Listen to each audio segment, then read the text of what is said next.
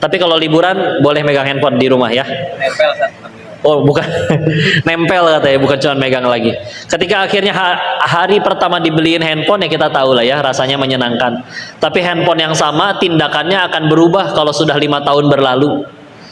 Dilempar-lempar juga biarin, bahkan dijadiin ganjelan juga nggak apa-apa. Ya, sama. Silakan cobain punya uang segitu banyak, tapi setiap hari sama, biasa aja rasanya. Ya, sampai jadi akhirnya kami dulu berkesimpulan, Zan, kalaupun ada orang yang pengen kaya gitu ya, sampai berani ngehalalin segala cara, sikut sana sini, fitnah juga nggak teragu, ngambil yang haram dan yang lain-lain. Alasan orang pengen kaya itu cuma satu, kesimpulan kami waktu itu. Alasannya cuma satu, yaitu belum pernah kaya. Makanya penasaran doang. Makanya ada istilah OKB, tahu OKB? Orang kaya blow on lebih tepatnya, ya. Itu beneran. Yuk ngobrolin duit yuk. Uang banyak bisa beli makanan loh kok. Orang cuma bisa beli 1 bungkus, kita bisa beli 1000 bungkus. Bagi orang yang udah pernah pengalaman kaya bertahun-tahun, mikir, emang perutnya cukup? Enggak. Ya. Tapi kan bisa disimpan. Emang besok belum basi? Mikir lagi. Tapi kan bisa diangetin. Gak akan lebih enak dari pas baru matang. Itu udah. Lagian kalau dipikirkan, tempe bacem yang nyaris basi sama stik tenderloin daging wagyu impor, mahal, kecil padahal 0,5 juta. Bedanya di mana?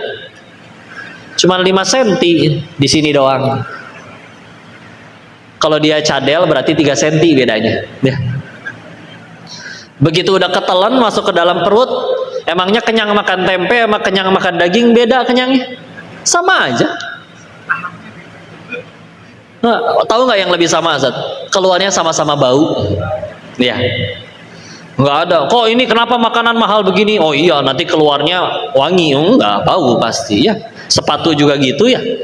Sepatu 50.000 sama sepatu 50 juta bau kaki tetap. Tetap aja bau diinjak-injak. Jadi gitu aja, biasa aja rasanya, ya. Kok bisa beli bangunan, villa, rumah yang besar, segede-gedenya bangunan, kita akan tetap tidur di atas kasur 1x2, segede-gedenya 2x2, asli. Gak mungkin kita guling-guling ke setiap bagian rumah, ngegelinding, kepentok yang ada, ya. Ya jujurlah, lagian kalau akhirnya kita punya villa, yang paling nikmatin siapa? Si Mamang sama si Bibi yang jaga villa, betul? Seger Pak, tiap hari berenang. Wah, luar biasa. Lari-larian di taman luas indah kayak film India. Mamang, Bibi. Nanti malam mau tidur di lantai berapa sayang? Enak. Tiap bulan digaji. Ya. Dan tidak mikirin hisab. Makanya dari sini aja udah kebayang, aslinya berarti kunci bahagia tuh satu, jaga villa. Bukan, ya. Maaf ya bercanda.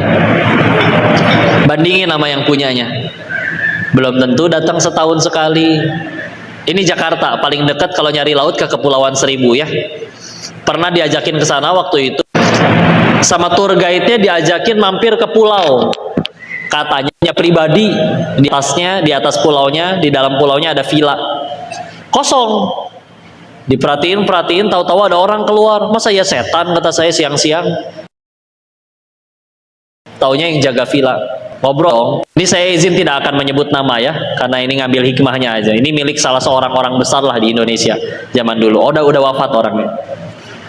Pak, ini orangnya sebelum meninggal kapan terakhir kali kesini? Kata saya. Adalah 30 tahunan mah lebih nggak kesini. Tapi Bapak 30 tahun itu tiap bulan masih digaji Pak. Digaji. Orangnya udah meninggal aja, saya masih digaji sama anak-anaknya. Enak si Bapak ya. Yang punyanya belum tentu datang setahun sekali. Tapi nanti ketahuan KPK ya nggak? Udah gitu. Tiap bulan gaji karyawan, maintenance kolam renang, ngisi token listrik, punya villa ngisi token 20.000, dilepehin sama villanya juga, ya. Udah repot. Ya, dan yang paling repot dihisab. Jadi lama-lama dunia tuh gitu aja gitu ya. Kita juga mungkin pernah ngerasain lah. Kayaknya waktu kecil kita dikasih uang jajan 2.000 aja udah seneng ya, Ustaz. 10.000 juga udah lebih masya Allah itu ya. Apalagi dikasih 100.000. Tapi sekarang dikasih uang jajan 100.000 sebulan, wah ngambek kita kasih mama. Ya. Nanti kerja permintaannya berubah. Ah saya mah yang penting kerja, gaji 2,5 juta ya udah alhamdulillah. Setahun kerja gaji 2,5 juta naik. Kalau tahun depan gaji saya nggak naik UMR, saya mau resign. Akhirnya naik gajinya UMR. Akhirnya naik lagi keinginannya juga. Kalau tahun depan saya nggak jadi manajer, saya mau resign. Gitu ya terus. Ya, gitu. Kalau judulnya dunia masih kayak begitu, ya. Sampai akhirnya saya berkesimpulan, wah, saya tahu mungkin saya cuman kurang kaya. Ya udah gaul lagi sama yang lebih kaya. Melihat apa daripada yang lebih kaya? Ternyata mereka justru akhirnya kami berkesimpulan, mereka yang akhirnya masih pakai narkoba, minum minuman keras. Mohon maaf, di luar sana ada orang yang udah menikah tapi selingkuh, punya simpenan, berzina sana sini. Demi Allah, justru mereka melakukan itu karena mereka tidak bahagia. Karena nggak bahagia, makanya butuh obat buat bahagia. Coba orang yang udah bahagia asli, perlu gitu obat-obatan biar bisa bahagia? Kenapa bahagianya harus tergantung narkoba? Kenapa bahagianya harus nunggu minum dulu? Kan justru bukti mereka tidak bahagia. Apalagi memang tinggalnya di sana, duit gampang dicari di sana. Apalagi bisnisnya bisnis haram ya. Tapi biasanya habisnya cuma tiga cara. Habis ke meja judi, habis ke narkoba, atau habis diporotin sama seksi dancer. Porotin ya gitu ya, perempuan-perempuan yang punten lah pakaiannya tidak sesopan kalian tentu ya, pada kurang bahan, ngelihatnya kayak pengen nafkahin gitu, maksudnya beliin mukena gitu ya. Kasihan ya, laki-laki pakai jaket aja kedinginan, dia di tempat dugem pakaiannya kayak gitu, dikerok nggak mungkin, karena kan kerjanya mamerin punggung ya. Ya udah. Mereka ternyata lebih ribet lagi ya. Ada yang untuk bisa tidur harus minum pil tidur, ada. Dan memang kalau diperhatiin ada yang ngambek dia.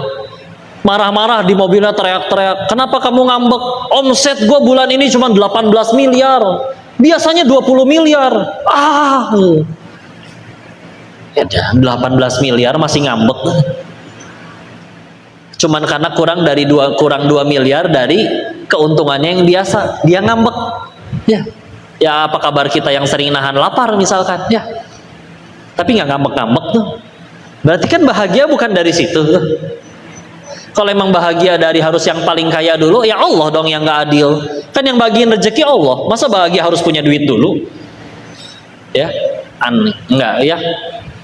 Terus ngelihat bandar judi waktu itu. Sama kayak, wah udah sukses lah, duit bukan masalah bagi dirinya. Dia cerita, anak saya kuliah di London, kuliah di Jerman, wah biayanya nggak sedikit. Dan kalau anak-anak di Indonesia bosen paling ambil uang jajan, pergi main ke warung jajan. Anak-anak mereka kalau bosen ngambil handphone, pesan tiket ke Singapura. Nggak bokor, enggak kan di sana banyak mall, beli aja di sana. Duit bukan masalah gitu. Pulang nggak nunggu bosan. Pulang nggak nunggu duit habis, nunggu bosan aja. Ya. Duit bukan masalah. Tapi wajah yang sedang membangga-banggakan anak-anak yang tadi seperti itu, seketika muram, putus asa, ketika di restoran mewah tempat kami duduk, ngelihat ke seberang jalan, dia menyaksikan seorang ibu di restoran tenda, kalau kayak kita mah pecel lele gitu ya. Seorang ibu disuapin jeruk sama anaknya, dikupasin, serabut putihnya dibersihin, dianterin nyampe bibir ibunya. Sebelum bijinya dilepehin, tangan anaknya udah standby di bawah mulut si ibunya. Ngelihat kejadian itu wajah irinya si bandar judi terlihat lebih iri daripada irinya orang yang suka mobil, belum pernah beli mobil, datang ke pameran mobil. Coba orang suka mobil, belum pernah beli mobil, terus datang ke pameran mobil, mukanya gimana? Ya agak norak-norak dikit gitu lah ya, foto sama pelek gitu ya, dipajang di handphone, tapi masih ada cahaya kan di wajahnya, cahaya yang menunjukkan saya tinggal kerja keras kebeli nih mobil. Tapi wajah yang ditampakin si bandar judi yang wah nggak usah kita bicara penghasilannya ya. Karena kalau saya 80 juta sehari itu baru 2,4 miliar sebulan. Dia di atas itu, ya, lebih tinggi lagi. Ya. Wajahnya lebih iri. Ketika udah diajak ngobrol mulai cerita pelan-pelan. Dia bilang, "Bro, lu lihat gua, Bro. Lu jawab deh, apa sih yang kurang dari diri gua?" katanya. "Gua udah ngelakuin ini semua, bisnis jauh dari rumah, ngelanggar hukum, gua sanggup dapat duit banyak, gua sanggup beli dan bayar sekolah dan guru termahal. Tapi dia bukan muslim ya, tapi kalau saya bahasain, tapi demi Allah anak saya nggak pernah kayak gitu tuh, kayak yang di seberang jalan." Nyoba hibur kan ceritanya. Karena dia lebih tua dan sama-sama Chinese, jadinya saya manggilnya Koko. "Tapi kok anak lu kan kuliahnya di luar. Kalau mau jujur, nelpon juga karena minta duit. Kalau kita yang kangen, di reject ya. Lagi main katanya sama teman-temannya, telepon di reject. Giliran minta duit, hari itu juga harus dikirim." Baru cerita tuh, anak-anaknya kayak gitu. Udah gitu, ngehibur yang lain. Tapi kan masih ada anak yang di rumah tinggal serumah. Di rumah juga nggak pernah ketemu. Bayangin ini dah, rumah-rumahnya orang kaya tahu. Dari ruang tamu ke kamar anaknya kan harus naik angkot biasanya. Ya nggak juga sih pola ini mah. Ya. Tapi kan gede gitu. Terus di kamar anaknya pasti lengkap. PlayStation ada, komputer ada, WiFi ada, kamar mandi di dalam. Malas keluar kan? Sampai pernah kalau kita rumahnya nih, barengan tukang ojek online nganterin makanan, datangnya berdua, restorannya sama, makanannya sama. Saya tanya, "Pak, kalau makanan restorannya sama ngapain mas beda?" Adanya mesen dari kakaknya, mesen dari kamarnya, saking masing, jadi ngerasa hilang gitu. Kadang yang terceletuk dari mereka itu ketika sudah mulai mabuk dan otaknya udah nggak wajar, sambil ngerangkulan gitu, "Enakan dulu ya kita kemana-mana motoran naik Jupiter, sekarang kemana-mana naik Lamborghini, tapi gini aja misalnya ya." Kadang rindu dulu kita pernah tinggal, ingat gak bro kita awal ngerintis, karena kan ada yang udah teman dari kecil juga, kita duduk ya cuman ngekos, dulu masih ngekos bareng, duduknya di lantai, makan nasi itu juga cuman pakai ciki ya. Namanya anak kos ya, beli ciki buat temen nasi ya. Makan bareng, pose udah standar satu ya nggak, duduk ya nggak, tapi pakai bumbu paling nikmat. Apa bumbu paling nikmat? Syukur ya. Sekarang udah kayak gini ya, beda. Ada momen dimana kami, yuk kita sekarang udah punya duit, saya pengen tahu di mana sih restoran yang paling mahal di sini. Mampir ke salah satu, oh ini yang paling mahal, daging cuman segini, 800.000 gelehnya. Begitu udah dicoba dia kan, naon gak asik, kurang asik, garemin sendiri, pakai bonceng sendiri. Kata teman saya teh, kalau pengen bumbuin sendiri mah lu makan aja di rumah, beli kangkung 2.000-an sampai gumoh tuh nggak habis-habis. Iya, kita mah cuma penasaran doang karena belum pernah kaya. Yang udah pada pernah kaya biasa aja, gitu aja. Udah tahu, bau-bau juga begitu keluar. Dikunyahnya gitu-gitu aja, ya sama aja. Mobil bagi mereka ya, kalau yang hobi udah ngumpulin. Bagi yang nggak hobi yang penting mobil. Mobil mah bagi mereka cuman kaleng, pakai plastik, pakai kaca, pakai karet, disatuin jadi satu. Mobil orang nyebutnya, kaleng we tetep. Biasa, stres dia menderita. Sehingga kadang cerita, ya Allah, apalagi yang kurang? Ya, sampai kadang ada satu momen ini ya, kawannya ayah kalau ini cerita, ayah tuh ngobrol sama cicinya, kakak perempuannya. Saya lagi duduk di situ juga, jadi kedengeran. Mereka ngobrolin tentang, teman kita dulu mana ya, yang paling kaya itu tajir melintir. Bude saya manggilnya Oo ya kalau bahasa Cina Hokkien, menjawab, kan udah meninggal Hok, nama ayah saya Ahok ya, tapi bukan gubernur ya, jadi saya bukan Ahok yang itu ya. Qadarullah namanya sama, Lim Sui Hok, jadi dipanggilnya Ahok juga ya. Udah meninggal. Iya, meninggal nyaris busuk mayatnya 7 hari di kos-kosan pinggiran kota. Yang bener lu, anak-anaknya kan masih kaya, ngewarisin kekayaan dia. Anak-anaknya yang naruh dia di situ. Kok bisa? Saya punya dengar nyoba ngambil hikmah, mereka sampai di satu obrolan, oh dulu orang tuanya suka ngajarin satu hal ke anak-anaknya. Nasihatnya kayak gini, nah kalau gaul sama orang gak jadi duit, gak usah kenal, percuma buang-buang waktu. Masuk tuh ke hati anak-anaknya. Anak-anaknya akhirnya tumbuh besar, warisan udah dibagikan, bapaknya udah penyakitan, gak bisa jadi duit tuh si bapak. Ya udah gak ada yang mau ngurus. Terus gimana ini bapak kita? Ada kontrakan tuh kos-kosan 700.000 doang pinggiran kota. Kita taruh aja di situ. Bahasanya taruh nih. Ini kalau botol ditaruh wajar dah benda ya. Ini bapak sendiri dibilang ditaruh coba sama dia. Nanti seminggu sekali pembantu kita jenguk. Ketika gilirannya salah satu pembantunya jenguk, ya udah jadi mayat, nyaris busuk 7 hari, air kencing menggenang, tong sampah berantakan. Dan demi Allah yang ngebunuh bapak itu bukan penyakitnya, tapi perasaan dibuang oleh anak yang dulu ia bangga-banggakan. Jadian tuh kayak gitu. Hingga kadang miris ya, kadang kalau di luar sana, ini mah sekolah Islam insya Allah, di luar sana mah kadang, kok anak saya nggak usah rajin-rajin ngaji lah, orang cita-citanya nggak jadi ustadz. Emangnya ngaji kewajiban ustadz doang? Diterangin, dijelasin, oke ya udah ngaji. Mana yang bisa ngajar ngaji? Ternyata nggak usah jauh-jauh, tetangga kalian guru ngaji. Oh gitu? Berapa biasanya sebulan? Tetangga sih pada ngasih 500.000 sebulan. Mahal amat katanya. Kan pengen ngejambak Pak. Bukan rambutnya, bibirnya yang dijambak sekalian itu. Giliran di Bogor ngelihat spanduk Pak.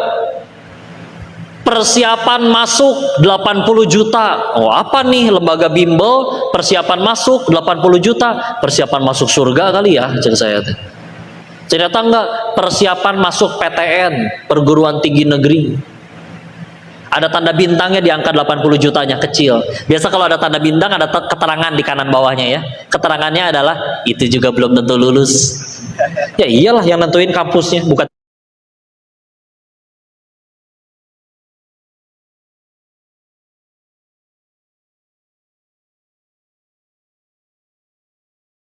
Giliran bicara pengen anaknya punya adab, 500.000 kemahalan kan. So bapak ibu nih, mumpung ada orang tuanya, anak kalian sukses jadi tokoh, kaya, tajir melintir, ibu tiap hari dibeliin iPhone 14 Pro Max setiap hari misal ya mumpung ngayal ya, gratis kan nyenengin ibu-ibu kan gampang, tinggal dikasih khayalan mereka udah cukup bahagia ya. Tapi ibu diperlakukan seperti film azab Indosiar Bu, mau Bu? Intermezzo ya, saya jadi kepikiran gara-gara film azab.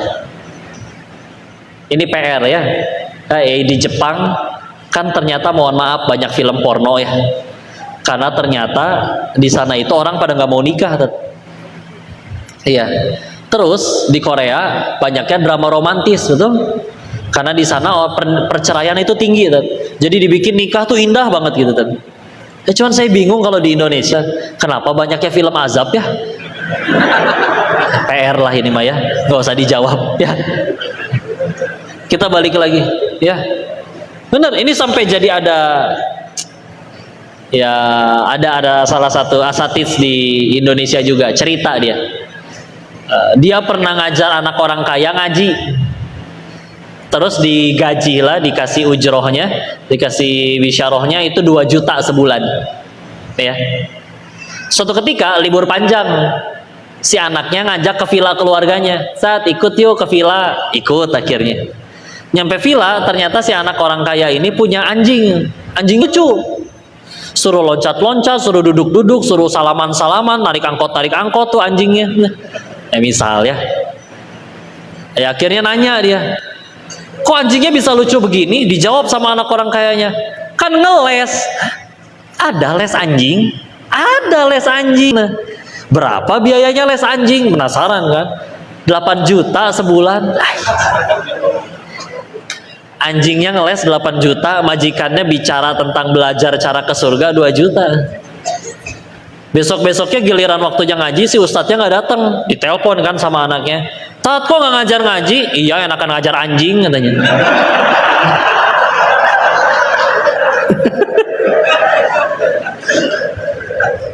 Insya Allah ya. Wah, Indonesia gitu lah. Udah singkat cerita kayak gitu. Sehingga akhirnya saya mikir cuman, oh ternyata mereka semua memang kalau diajak ngobrol dari hati ke hati, beneran, saya beneran tanya ke semuanya. Ke sesama, izin ya, saya tanyanya bukan ke penjudi ya. Penjudi mah dibodohin sama bandar, pasti kalah. Kami dulu sesama bandar judi nyebut penjudi itu sapi perah. Atau kadang kami menghina mereka itu pecundang yang ngarepin rezeki dari bandarnya. Soalnya memang dikerjain sih judi itu. Jangankan gitulah, kalau kita pernah ngelihat mesin capit boneka, ya, itu nanti kalau kita coba beli mesinnya, nanti ditanya sama teknisinya, ini mau di putaran keberapa pak? Putaran apa ya? Iya, kalau kita pilih di putaran ke-10, nanti di putaran ke-10 nyapitnya kenceng, Tat. Jadi biasanya yang menang yang giliran ke-10. Oh gitu, ya iya tuh, coba kalau nyapitnya kenceng terus, ya tekor abis bonekanya. Ya juga ya. Itu aja berarti diakalin kita. Ya apalagi judi atuh brother. Yuk lah. Kan website judi itu nggak tiba-tiba ada. Ada orang dong yang bikin, manusia juga. Masa kambing yang bikin loh? Orang yang bikin. Nah orangnya kan manusia juga, sama-sama punya syahwat, punya ambisi, punya keinginan. Apakah kita benar-benar serius berpikir para bandar judi itu adalah orang-orang suci yang tulus ikhlas lillahi ta'ala pengen bagi-bagi duit kepada semua pemainnya? Mustahil lah tuh brother. Terus masih ngarep dapat duit dari main, otaknya disendal kali ya, punten ya. Terus dia lagi nggak pakai sendal, makanya nggak bisa mikir. Beneran dibodohin. Nih botol 2, ada orang yang minum yang kanan dia sehat, yang minum yang kiri dia keracunan. Kita mau ambil yang mana? Kanan. Kenapa? Ada akal ngelihat, oh yang kiri saya cilaka nih. Terus nggak cukup berapa kali lagi ngelihat kiri kanan, oh ada orang hancur karena judi, terus kita masih mau ikutan judi. Kan kayak akal di mana akal gitu kan. Nah, beres dari situ.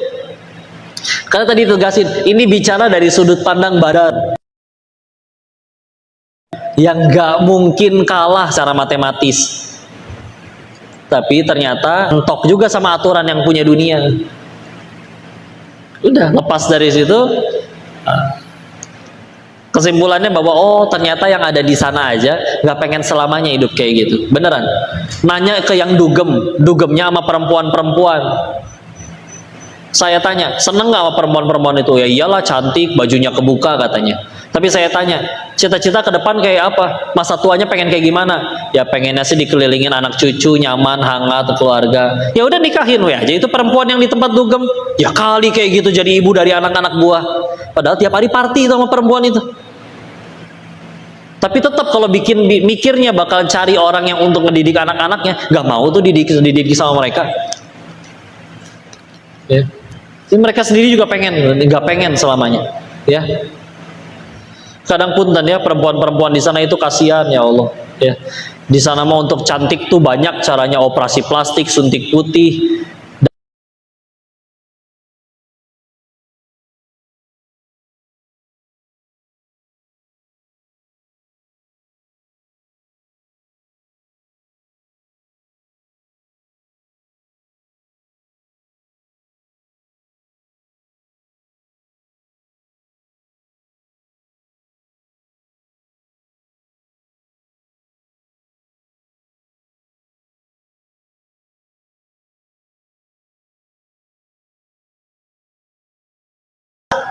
Mau nyari kerjaan di mana lagi ya? Sedangkan mereka ngelihat malah tambah banyak duit. Terus gimana tuh nyebutnya ya? Ada bahasa Jawanya Laura. lanang ora wadon ora. Ya, izin ya, nah, dapat duitnya gampang, cepet, kayak begitu. Tapi kenapa bagi mereka itu bukan masalah? Gua operasi jadi cewek, cowok jadi cewek, nggak ngutang ke siapa-siapa, nggak zolim, bayar kok. Pelanggan-pelangganku nggak ada yang saya paksa mau nyewa saya nggak sambil ditodongin, nggak ada, dengan sukarela, mau sama mau. Jadi saya zolimnya belah mana? Itulah hidup tanpa syariat tuh ya. Katanya yang penting berbuat baik, nggak ada syariat, kacau beneran demi Allah. Islam menang karena punya syariat demi Allah. Ya. Maka udah tetap aja mereka hidup seperti itu. Dan kadang mohon maaf ya, kadang bagian paling dekil dari tubuh kita adalah dengkul biasanya. Itu dengkul-dengkulnya perempuan di Thailand bisa lebih glowing daripada wajah kita, Pak. Saking merawat dirinya putih cantik gitu ya. Tapi ketika mereka, mohon maaf, dibayar oleh pria hidung belang yang menyewa mereka, pernah nyaksiin adegan si om hidung belangnya nih, bayarnya nggak dikasih sop, duitnya dilemparin ke wajah perempuannya. Dan izin, mohon maaf, ucapannya kayak gini, kalau diterjemahin ya, nih buat lu pelacur. Ya, itu si wanita cantik itu, yang kalau di Indonesia udah langsung jadi artis paling top lah kayaknya. Itu mungutin duitnya tuh sambil nangis, sambil nyeletuk gitu ya, sambil bergumam, yang kalau saya terjemahin tuh kayak gini, ya Allah, hidup teh kieu-kieu teuing atulah, hidup teh gini-gini amat. Ya kan pakai bahasa Thailand ya. Ya. Bahasa Thailandnya kehidupan tahu nggak Pak? Ciwit. Beneran. Ciwit memang hidup amat sangat melelahkan katanya. Luculah bahasa Thailand lah. Karena ini bukan pelajaran bahasa Thailand, jadi saya tidak bahas itu. Capek. Ya Allah, ngeliatin mereka, ya Allah, dikumpulin tuh duitnya yang tadi dilemparin ke mukanya dari si om hidung belangnya, sambil nangis. Datang pelanggan yang lain, dia udah harus senyum lagi. Sampai ada lagunya Kupu-Kupu Malam ya. Ya, kadang dia tersenyum dalam tangis, kadang dia menangis di dalam senyuman. Yaelah ya. Titik Puspa dulu ya. Nggak tahu Titik Puspa ya, berarti saya udah tua. Masya Allah. Udah singkat cerita gitu. Ininya, lalu saya mulai mikir, saya nggak percaya, pasti masih ada bandar judi yang masih happy ending, meninggal dalam keadaan kaya, bahagia. Masih bodoh ini si manusia satu ini nih, si Kodenis ini. Saya nyari ke beberapa kasino, akhirnya nanya kepada karyawan-karyawan yang udah paling seniornya. Saya tanya, ini yang punya kasinonya mana? Kan mati HIV AIDS katanya. Oh gitu. Mati HIV AIDS itu jangan dibayangin mati tidur nyenyak di ranjang ya. HIV AIDS itu human immunodeficiency virus ya. Itu membuat tubuh kita nggak punya sistem pertahanan, nggak ada antibody. Jadi dia mati bukan karena HIV-nya, tapi karena semua penyakit bisa masuk. Dia kusta, mulutnya jamuran, kencingnya bernanah, paru-parunya TBC, semua masuk. Entah apa yang membuat dia mati, tapi semua penyakit masuk. Itu orang mati HIV itu nggak ada yang utuh bentuknya, udah mengerikan bentuknya, ya. Mati HIV AIDS. Jadi pendiri kasino yang lain mana yang ini? Pindah kasino-nya. Yang ini pendirinya kemana? Ya kan agak gila, anak istrinya kabur sama laki-laki lain. Oh. Yang itu di belakang ada kasino lagi, katanya kenal juga, akan masih dipenjara, dikhianatin anak buahnya. Oh, oke. Okay. Ada nggak sih yang masih kaya sampai sekarang yang punya kasino, udah bertahun-tahun, puluhan tahun masih di bidang ini? Oh, ada tuh yang di belakang tuh, ada kasino di situ, dia masih kaya sampai sekarang, rumahnya juga gede. Tapi kan anak-anaknya mati overdosis narkoba semua. Jadi ya Allah, dunia mulai menjemukan, yang di sana juga pada pengen berhenti, yang udah lebih lama pun gak ada yang happy ending. Sampai akhirnya buntu, gak nemuin alasan kenapa saya masih harus di sana lagi. Tapi takut, saya pulang mau ngapain? Kerja lagi dari nol, takut sama masalah rezeki. Ya udah, finalnya puncaknya di kasino, di tempat judi, bosen, ngambil handphone, buka YouTube. Sebelum masukin keyword apa-apa, kan tetap udah ada video-video yang lain yang direkomendasikan. Ada malah videonya Agim, pendek, bicara tentang rezeki. Dibilang, kalau misalkan kamu udah gede masih takut sama rezeki, kalah sama janin katanya. Janin aja dalam perut ibunya nggak bisa kerja, nggak bisa sholat, tapi ibunya makan apapun jadi itu. Makan jengkol, makan pete, makan sate, berikut tusukannya ketelen juga ya. Tetap aja diserap oleh lambung ke usus, oleh usus diserap nutrisinya, oleh darah disalurkan ke seluruh bagian tubuh. Sebagian dialirkan ke janin, sebagian lagi disalurkan ke ibunya. Diatur semuanya tanpa harus ibunya mikir, tanpa harus berkonsentrasi, bahkan sambil maksiat pun itu tetap berjalan prosesnya. Allah yang aturin. Maka pertanyaannya, itu janin yang nyari rezeki atau rezeki yang datengin janin? Terus kamu udah gede, bisa kerja, bisa sholat, bisa sujud, bisa minta kepada Tuhanmu, segitu ragunya masalah rezeki. Akal di mana akal ya?